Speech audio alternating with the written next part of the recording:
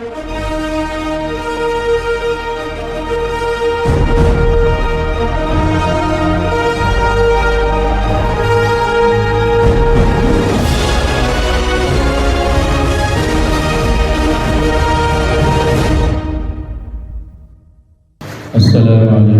warahmatullahi wabarakatuh.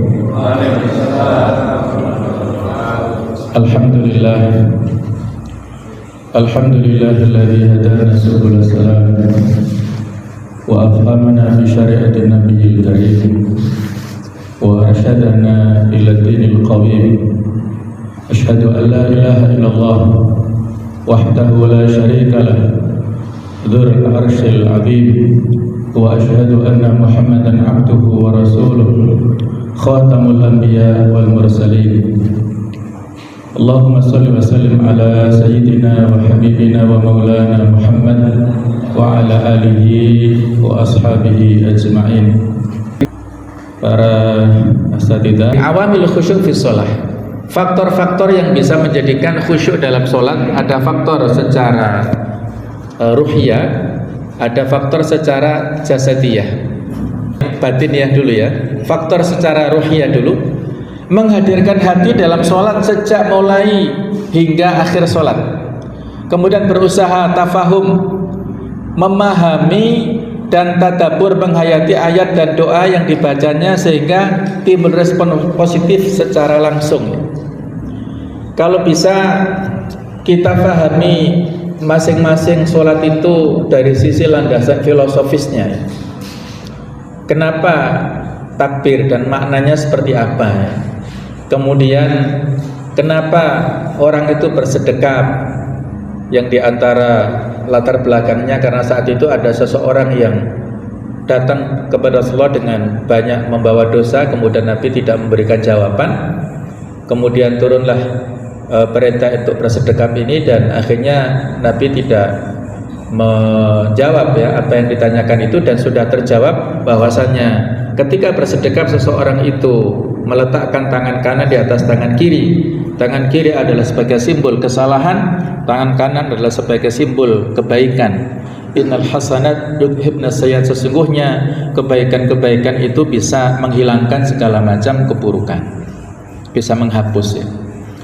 Kemudian misalnya tentang sababul wurud, bacaan sami Allahu liman hamidah. Kalau sebelumnya itu setiap kali gerakan semuanya itu dengan takbir ya. Jadi setiap pergerakan, permindahan gerakan itu takbir semuanya. Tetapi saat itu, pada saat Nabi bersama para sahabat ya, sholat dan dalam kondisi ruku, Abu Bakar saat itu selama setiap waktu sholat itu tidak pernah terlambat. Baru pada saat itu beliau masuk masjid dan Rasulullah bersama para sahabat itu dalam keadaan ruku. Maka Abu Bakar mengatakan alhamdulillah. Maksudnya masih nutut gitu, karena man adraka ruku faqad adraka rakaatan. Siapa yang menemukan imam masih dalam keadaan ruku, maka dia masih dianggap dapat satu rakaat. Maka Abu Bakar mengatakan alhamdulillah, kemudian takbir dan ikut ruku. Saat itulah malaikat Jibril atas perintah Allah membisikkan kepada Allah untuk berdiri dari rukuknya dengan mengatakan sami Allahu liman hamidah. Allah mendengar kepada orang yang bertahmid kepadanya, yaitu Abu Bakar tadi mengatakan alhamdulillah. Allah mendengar tahmidnya Abu Bakar, maka itu dijadikan isyarat oleh Allah untuk bangkit dari rukuk dengan mengatakan sami Allahu liman hamidah. Nah, itu harus kita pahami ya, supaya ternyata itu pujian yang disampaikan oleh Abu Bakar dan direspon oleh langit dan menjadi isyarat dalam pada saat kita mau i'tidal itu. Kalau kita bisa memahami dan menghayati, insya Allah akan bisa memberikan rasa khusyuk ya pada kita. Di samping ayat-ayat yang kita baca ada perintah, maka kita berusaha untuk melaksanakan, ada larangan, kita bertekad untuk menjauhi dan seterusnya ini ya. Tapi kalau misalnya ya ada orang-orang tertentu, imam-imam tertentu ya, misalnya di akhir surat Al-A'la mengatakan suhufi Ibrahim wa Musa, nah, imamnya mengatakan alaihi salam.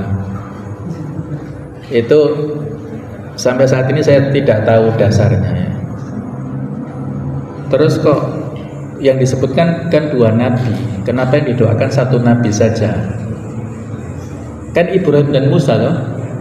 Kenapa bukan alaihi salam, tapi kok alaihi salam saja? Yang didoakan Ibrahim atau Musanya? Enggak tahu. Wah, ya mungkin itu taklid ya, Allah alam. Jadi nggak perlu seperti itu ya. Kalau ada surga, doanya dalam hati saja, ya Allah masukkanlah aku ke surga. Kalau ada ayat-ayat tentang neraka, ya Allah jauhkanlah. Dalam hati saja, tidak usah dieksplisitkan secara fisik ya, cukup dalam hati saja.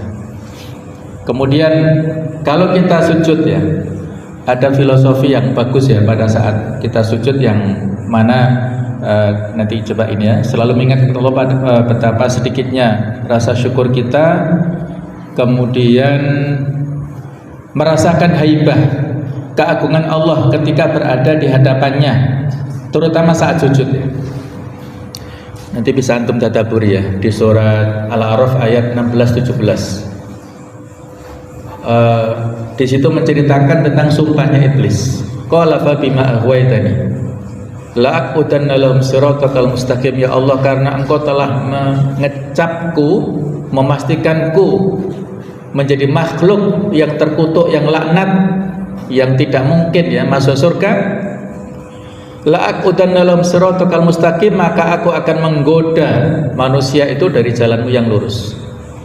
Tsumma la'atiyannahum min baini aydihim, kemudian aku pasti akan mendatangi mereka dari arah depan, kemudian wa min khalfihim, dari arah belakang, kemudian aymani wa syama'ilihim, dari arah kanan, dari arah kiri. Wala tajidu aktsarahum syakirin, dan kau tidak menemukan mereka, banyak di antara mereka yang bersyukur. Jadi banyak yang tidak bersyukur.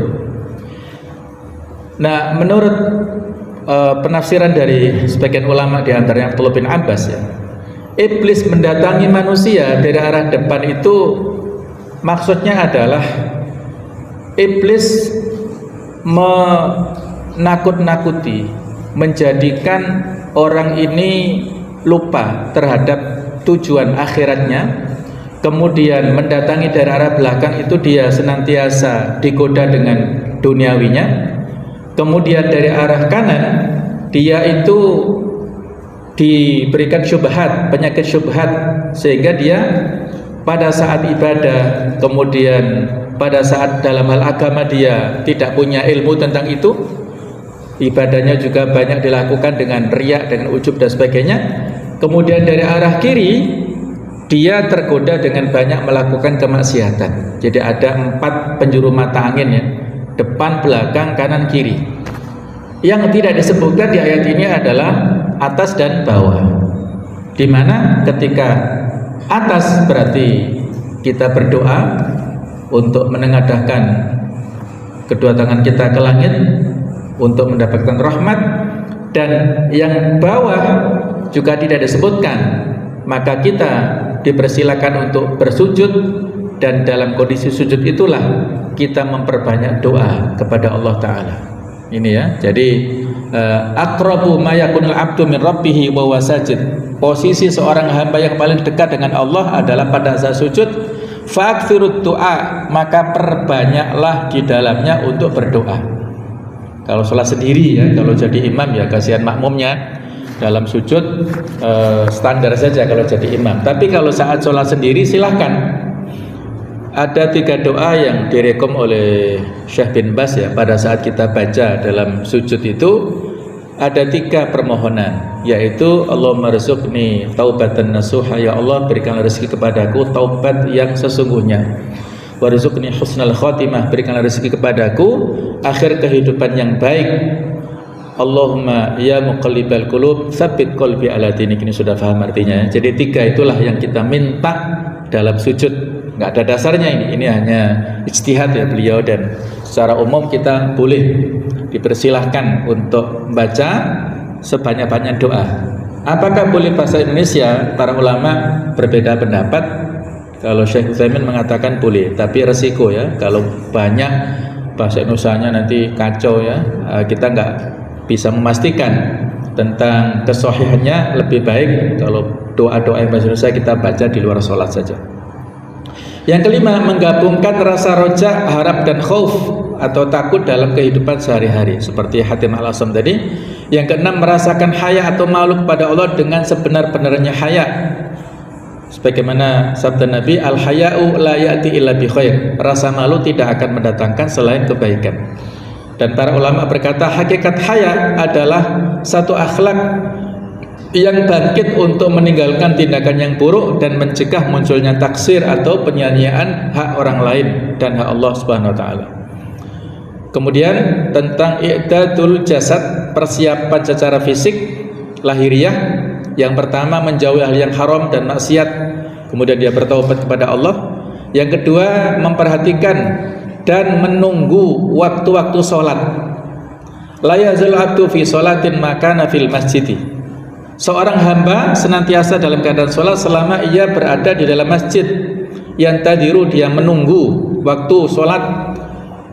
Yang tadiru sholat, menunggu waktu sholat, malam yuhdith, selama dia tidak batal. Ada beberapa masjid di Kota Malang banyak kajian antara maghrib dan isya. Selama makmumnya menunggu maghrib sampai isya, maka selama itu pula seperti dalam sholat, tidak banyak ngobrol, tidak banyak gurau ya, tetapi mendengarkan kajian atau membaca Al-Quran silahkan dengan niat i'tikaf juga ya. Yang ketiga, berwudu sebelum datangnya waktu sholat, sebagaimana dalam hadis ini yang fadilah daripada wudu, yaitu yuktab lahu bi ihda khutwatin hasanah, setiap satu langkah dicatat sebagai amal kebaikan, wa yumha anhu bil ukhra sayyi'ah, kemudian satu langkah berikutnya menghapus satu kesalahan. Kemudian ketika salah seorang mendengar imam, fala yasa fa inna adhamakum ajran ab'atukum daron. Jadi kalau semakin jauh semakin bagus ya. Dulu pernah ada Banu Salamah yang tinggalnya jauh dari Masjid Nabawi, mau berpindah ke dekat Masjid Nabawi, maka dilarang oleh Rasulullah, diyarokum ya, kalian lebih baik tinggal di sana saja, tidak berpindah ke dekat Masjid Nabawi, karena semakin jauh langkah kaki maka semakin banyak pahalanya. Asalkan sholat ya, kalau semakin jauh tapi nggak sholat, nah ini musibah ya. Lebih baik dekat tapi rajin daripada jauh tapi nggak datang ke masjid. Yang lebih bagus lagi jauh tapi datang rutin ke masjid ya. Nah, jadi itulah yang melatar belakangi turunnya salah satu surat Yasin ya. Jadi itu dicatat langkah-langkah kaki kita itu ya. Maka di sini kita dianjurkan untuk meninggalkan jejak kebaikan. Kalau bisa safari ya, bukannya safari Ramadan, tapi safari sholat jamaah. Sholat maghribnya di sini, sholat isyanya di Masjid Jami, sholat subuhnya di Masjid Pindad misalnya ya. Nah, nanti masjid-masjid yang kita mampir di situ, yang kita sujud di situ akan menjadi saksi pada hari kiamat. Itulah makna dari ayat yauma idzin tuhadditsu akhbaraha. Pada hari kiamat itu bumi bersaksi, menceritakan kisah-kisahnya. Oh, si fulan sholat di sini, si fulan mampir di rest area sholat di sini, oh si fulan berangkat ke sana sholat di sana. Itu jejak kebaikan kita itu akan tertulis ya, dan bumi yang kita jejakkan, dia ngisi taklim di sana, ngisi halaqah di sana, berdakwah ke sana, itu semua jejak kebaikan akan bersaksi pada hari kiamat, memberikan pembelaan. Ya Allah, dulu si fulan ini rajin berdakwah, tolonglah dia saat ini. Ya Allah, itu semuanya akan memberikan pembelaan kepada orang yang melakukan kebaikan. Yang keempat, berjalan ke masjid dengan tenang sambil membaca doa dan zikirnya ya. Kemudian ini diantara hadisnya, kalau kita datang ke masjid maka hendaklah kita tenang, janganlah kalian berangkat sholat dengan tergesa-gesa, ya. Jadi apalagi misalnya kalau sudah takbiratul ihram, ya, gak usah lari-lari, ya, biasa saja. Apa ma'adraktum fasallu, kalau yang kita dapati silahkan kita ikut imam. Wa mafatakum fa'atibu, kalau yang ketinggalan masbuk kita sempurnakan. Insyaallah kalau udzur kita syar'i itu ma'fu. Yang kelima, menempatkan diri pada shaf yang paling depan. Yang keenam, melakukan sholat sunnah sebelum sholat wajib sebagai pemanasan. Tapi yang sholat sunnah ini ya sebaiknya di rumah, walaupun ada takwil dari beberapa ulama. Kan ada punya hadis begini, ya, afdhalus sholat fil buyut ilal maktubah, sebaik-baik sholat itu di rumah kecuali yang wajib. Perbedaan fadilahnya, kalau kita sholat sunnah di rumah itu seperti perbedaan sholat wajib di masjid. Kita sholat wajib di masjid yang berjamaah kan 25 atau 27 derajat, ya. Maka kurang lebih seperti itulah kalau kita sholat sunnah di rumah baru kemudian ke masjid dan sholat wajib di masjid. Tapi para ulama mengatakan dengan catatan, karena dulu Nabi kan rumahnya berhimpitan dengan Masjid Nabawi yang sekarang dipakai oleh kuburan Nabi. Itu kan itu kamarnya Aisyah, yang mana di situ dulu Nabi sholat di situ, dan al-hujurat, kamar-kamar istri beliau yang 9 kamar di situ juga, di sekitar makam beliau. Sehingga antara rumah beliau, antara kamar-kamar beliau dengan Masjid Nabawi kan hanya dekat sekali, yang ada raudhah, ma baina mimbari wa baiti raudhatun min riyadil jannah, itu kan sangat dekat. Jadi kalau beliau sholat di rumah kemudian nengok para sahabat sudah kumpul belum, nah, maka kalau sudah kumpul beliau datang ke masjid untuk imami. Itu anunya, ya, keterangan lebih lengkapnya. Tapi kalau rumahnya jauh, maka tidak ada masalah, sholat sunnah pun di dalam masjid. Kalau sudah sholat qobliyah di rumah kemudian datang ke masjid, maka sebelum ada iqamatus sholat untuk yang wajib, silakan untuk sholat tahiyatul masjid. Kemudian kasus yang lain, kalau kita belum sholat sunnah di rumah qobliyah dan kita datang ke masjid, maka ketika kita sholat qobliyah, otomatis saat itu tahiyatul masjidnya sudah gugur, sudah tidak ada keharusan bagi kita. Ada yang memang ya mungkin sudut pandang fikihnya berbeda, ya. Tapi yang kalau kita lihat dari teks hadisnya, saya sangat ingat ketika dosen kami dulu, ya, dari Syria dulu yang ngajar hadis, itu menyampaikan tentang hadis ini. Idza dakhala ahadukum al-masjid fala yajlis hatta yusolli rakaatain. Kalau salah seorang di antara kalian masuk masjid, maka jangan duduk dulu sebelum dia sholat 2 rakaat. Ini dalil tentang sunnah tahiyatul masjid tadi, ya. Kalau kita datang ke masjid bukan untuk duduk, tapi memang untuk sholat, apakah sholat qobliyah, apakah sholat duha misalnya, maka otomatis di situ tidak ada teks perintah seperti dalam hadis ini. Paham, ya? Jadi otomatis tahiyatul masjidnya gugur gitu. Khawatirnya kalau tidak dipahami, misalnya kita agak telat, ya, misalnya hanya kalau ada timernya bisa dihitung-hitung, ya. Tapi kalau nggak ada timer antara adzan dan iqamat, masuk masjid niat qobliyah, niat tahiyatul masjid, sementara setelah salam terus imam sudah ada iqamah, maka kehilangan sholat qobliyah, terutama qobliyah subuh, ya. Iman-iman kita dapat tahiyatul masjid tapi tidak dapat qobliyah subuh. Tapi kalau paham dengan hadis tadi, ketika qobliyah itu sudah mengcover tahiyatul masjid, maka otomatis kita mendapat fadilah qobliyah subuh tadi, yang fadilahnya khairun minad dunya wa ma fiha. Kalau sholat sunnahnya 2 rakaat sebelum subuh saja lebih baik dari dunia dan segala isinya, maka apalagi yang wajib. Itu pemahaman yang benar, ya. Jangan dibalik. Loh, berarti yang lebih baik daripada dunia dan isinya kan qobliyah subuh, cukup qobliyah saja, nggak usah sholat subuh. Nah, itu berarti nggak paham usul fikih, ya. Jadi kalau usul fikih itu ada mafhum muwafaqah. Nah, mafhum muwafaqah itu kalau yang sunnah saja fadilahnya seperti itu, apalagi yang wajib jauh lebih banyak daripada yang sunnah. Nah, kurang lebih seperti itulah ya jemaah sekalian, tentang ini ya. Ini judulnya ahmiyah, tetapi kalau saya baca ini menjelaskan hadis-hadis yang berisi tentang hal-hal yang harus kita hindari apabila mengganggu kekhusyukan sholat. Seperti disebutkan dari Anas ini diceritakan, kunna nusolli ma'an Nabi, kami dulu pernah sholat bersama Nabi dalam kondisi panas. Jadi lantainya, cuacanya panas, buminya panas.